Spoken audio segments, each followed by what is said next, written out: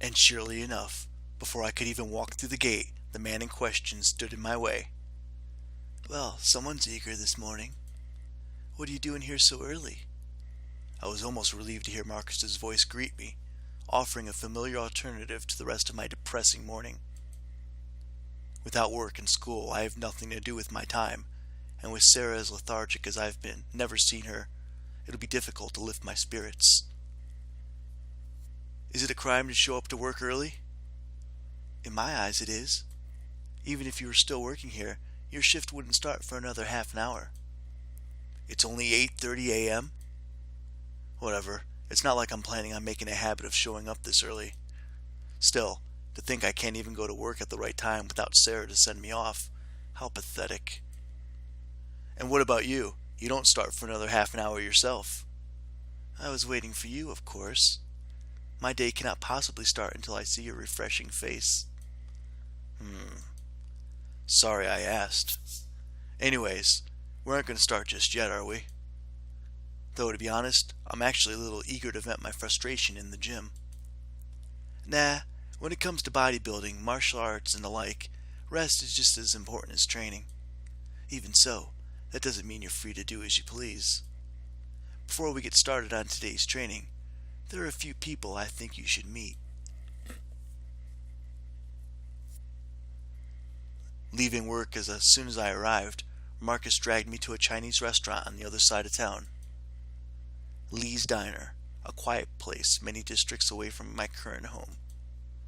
Usually I'd put up a little more resistance, but without anything in my stomach, I'm not about to turn down a proper meal. We arrived via public transport, taking our sweet time to get there. Apparently Marcus made his way to work on foot, leaving us without a car for the time being. But with a free breakfast on my mind, I wasn't going to complain about a little walking. Upon entry, it quickly became obvious that we were the only patrons present. The only other humans present were 3 staff members, likely the Lee family. I took a seat and waited while my partner walked around the restaurant. "Good morning. How can I help you today?" "Yo." That time already, huh? Well, let's get a move on."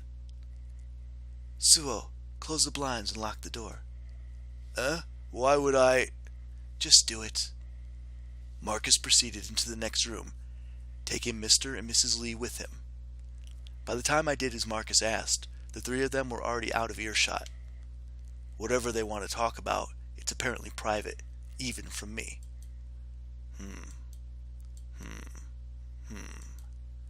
Oh hell, like I'm not going to listen in. The second I rose to my feet, a young girl blocked my path.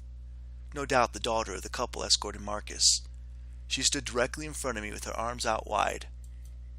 Either she's desperate for a hug, or this girl doesn't want me to sate my curiosity. Fine, I get it. No eavesdropping. I sat back down, suddenly less than inclined to listen in. I sat back down, alright? I'm not going to eavesdrop. What is this girl doing here anyway? It's the middle of the day. She should be at school like all the good girls and boys. Only useless bastards like me skip school so that they can work. Hey, shouldn't you be heading to school? School? Forget it. It's none of my business anyway. Before I could mull the question over any further, Marcus and the Lee couple returned from the next room. Sorry to keep you waiting. I know how busy a man you are. Unfortunately, it would appear that Mr. and Miss Lee don't understand just how swamped we are.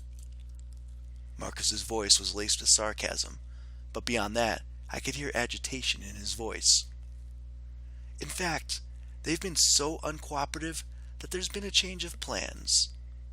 A change of plans? I don't even know what the original plan was. Marcus moved towards a young girl that I had been conversing with moments ago. She stared at him blankly as she had been staring at me, and he returned her gaze with an angry glare. Marcus, what are you doing?